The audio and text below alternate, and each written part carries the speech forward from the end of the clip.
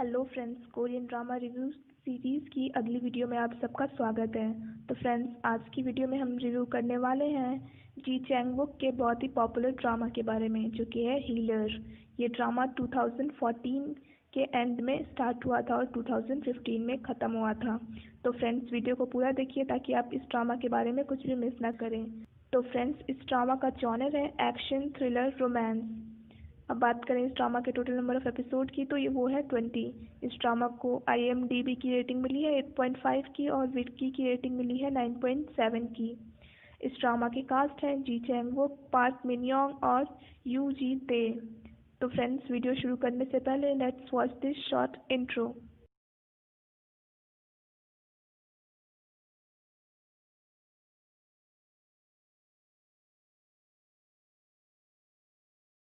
तो अब बात करते हैं इस ड्रामा की स्टोरी की। तो ये कहानी है हीलर यानी सो जुंग हू की, जो कि as a night courier work करता है। वो कोई भी काम कर सकता है जब तक उसे पैसे मिले, पर वो कभी भी किसी का मर्डर नहीं करता है।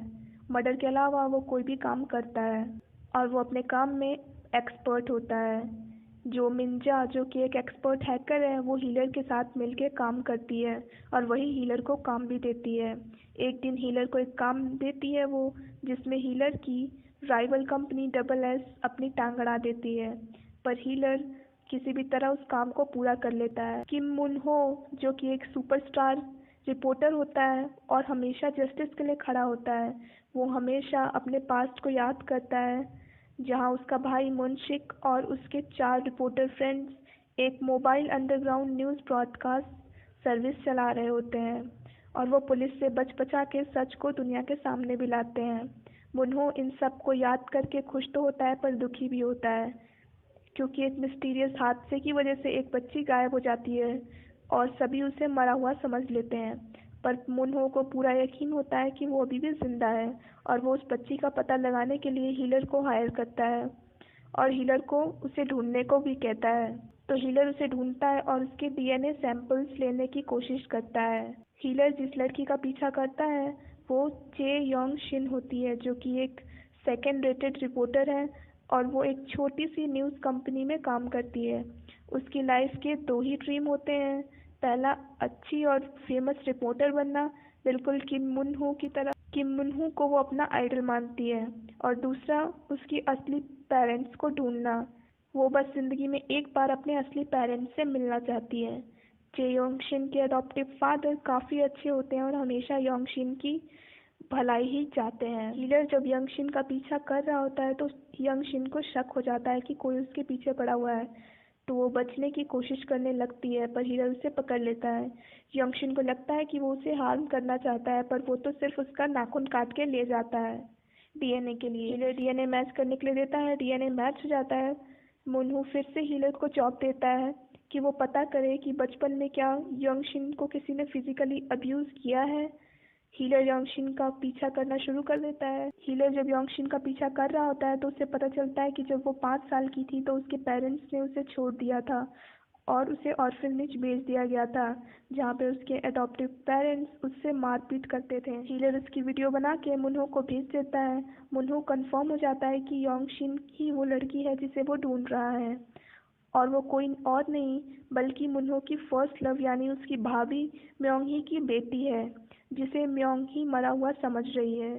इधर हीलर को कोई मर्डर केस में फ्रेम कर देता है और उस केस का cyber police inspector Yoon Dong Won होता है, जो कि हीलर के पीछे 5 सालों से पड़ा होता है उसे पकड़ने के लिए, पर अब तक उसके खिलाफ उसे ज़्यादा सबूत नहीं मिले होते हैं। जब इस बात का पता मिंजा को चलता है तो वो हीलर को घर में ही रहने को कहती है और ये भी बताती है कि मुनहो ने उसे फिर से एक और नया जॉब दिया है और वो है योंगशिन को प्रोटेक्ट करने की। हीलर जब सीक्रेटली योंगशिन के रूम में जाता है तो उसके दीवार पे उसे मुनहो की और खुद की तस्वीर धुंधली मिलती है, जिसे देख के वो शॉक हो जाता है। मिंजा उसे कहती है कि वो योंगशिन से दूर रहे, क्योंकि योंगशिन का शायद उसके साथ कोई कनेक्शन हो सकता है। पर हीलर अपनी फ़ोटो योंगशिन के दीवार पे लगी देख के बहुत ही ज़्यादा क्यूरियस हो जाता है कि वो उसमें क्यों इंटरेस्टेड है। और हीलर को जब पता चलता है कि उसे जिसने मर्डर में फ्रेम किया है उसका कहीं ना कहीं मुन्हो के भाई से कनेक्शन है, तो वो सच जानने के लिए योंगशिन के ऑफिस में जॉब करने लगता है। इधर मुनशिक चाहता है कि उसका भाई उसके साथ हाथ मिला के काम करे, क्योंकि मुनशिक ग्रेइश काम भी करता है, इसीलिए मुन्हो मना कर देता है, जिसके कारण दोनों भाइयों में कोल्ड वॉर स्टार्ट हो जाती है। इधर हीलर योंगशिन के क्लोज रह के उसे समझने की कोशिश कर रहा होता है, तो पता चलता है कि योंगशिन जब भी वायलेंस देखती है तो उसे अटैक आने लगते हैं।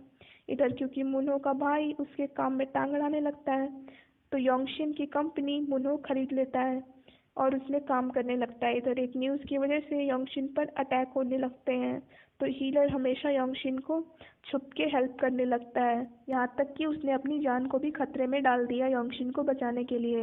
हीलर हमेशा से ही योंगशिन का फेवरेट था, क्योंकि वो भले ही कितने भी बुरे काम करता हो पर कभी किसी की जान नहीं लेता है।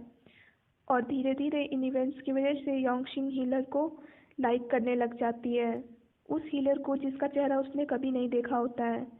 हीलर के मन में भी योंगशिन के लिए फीलिंग्स डेवलप होने लग जाती हैं, क्योंकि उसे लगता है कि योंगशिन काफ़ी सिंसियर और अच्छी लड़की है।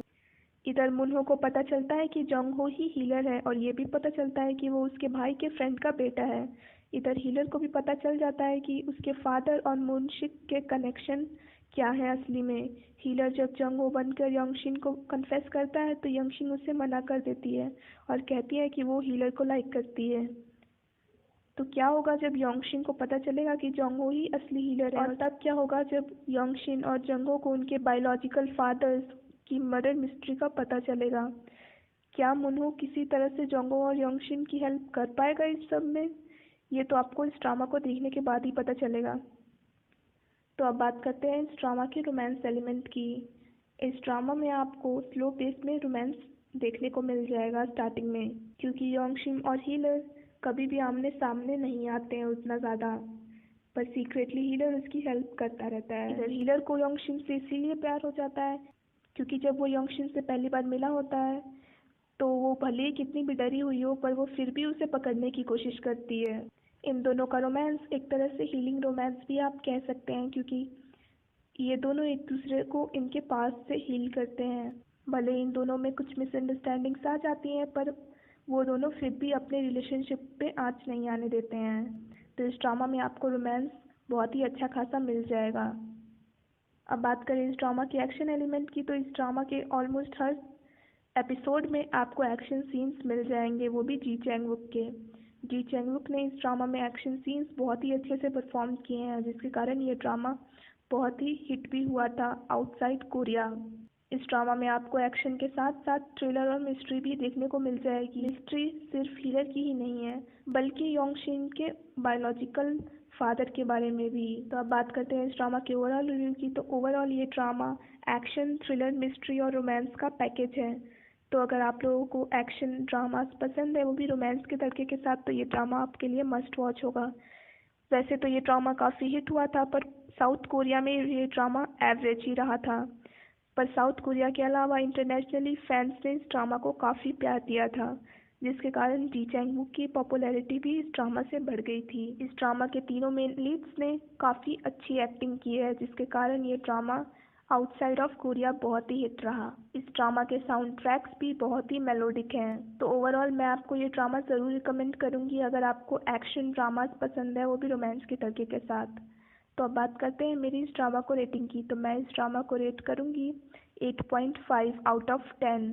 तो friends, that's it for this video. I hope आपको वीडियो पसंद आई होगी। अगर आपको वीडियो पसंद आई हो तो वीडियो को लाइक कीजिए, हमारे चैनल को सब्सक्राइब कीजिए, साथ साथ बेल आइकन भी प्रेस कर दीजिए ताकि आप कोई भी आने वाली वीडियो की नोटिफिकेशन मिस ना करें। अगर आपके कोई सजेशंस या फिर रिकमेंडेशन हो तो आप कमेंट बॉक्स में ज़रूर लिख सकते हैं। तो friends, that's it for this video. Bye bye and take care of your health.